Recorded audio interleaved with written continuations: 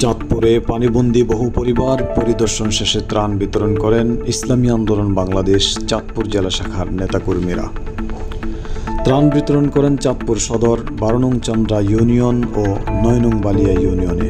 উপস্থিত ছিলেন দলের সভাপতি শেখ মোহাম্মদ জয়নাল আবদিন, সেক্রেটারি জেনারেল কে মিয়াসিন রাশিদ সানি, যুব আন্দোলন সভাপতি মুফতি ইমরান হুসাইন, প্রচার সম্পাদক মোহাম্মদ সেলিম হুসাইন, ছাত্র আন্দোলন সভাপতি মোহাম্মদ রাকিব হোসেন সহ অসংখ্য নেতাকর্মীরা।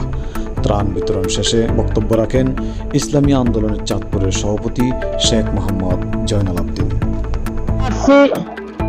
আমাদের 9 নং ওয়ার্ডের একেবারে দুর্গম এলাকায় আসলে এদের খোঁজ খবর নেওয়াটা অনেক কষ্ট। আমরা প্রায় কোমর সম পানি দিয়ে আমরা তাদের বাড়িতে চলে এসেছি। আসলে তারা একেবারেই কর্মহীন, তাদের খাবার দাবারের সমস্যা। তাই আমরা ইসলামী আন্দোলন চাঁদপুর জেলার পক্ষ থেকে আমাদের সাধ্য অনুযায়ী কিছু খাদ্য সামগ্রী তাদের ঘরের সামনে নিয়ে এসেছি। আলহামদুলিল্লাহ, এইভাবে যদি আমরা এই সমস্ত পরিবারগুলি খুঁজে বের করে যদি আমরা তাদের পাশে দাঁড়াতে পারি, আশা করি ইনশাআল্লাহ এই বিপদ সময় ইনশাআল্লাহ তাদের অসুবিধা হবে না। তাই প্রত্যেকের কাছে অনুরোধ থাকবে, আপনারা যারা প্রতিবেশী বিদ্যমান আছেন প্রত্যেকের এলাকার খোঁজ খবর রাখবেন।